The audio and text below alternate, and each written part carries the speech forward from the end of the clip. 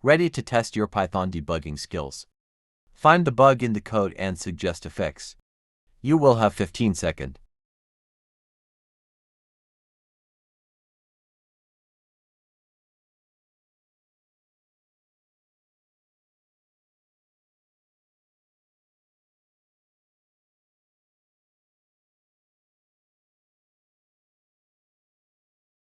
Mistake: using elif after the first condition is true. Means the second condition x greater than 0 will never be checked. Corrected code.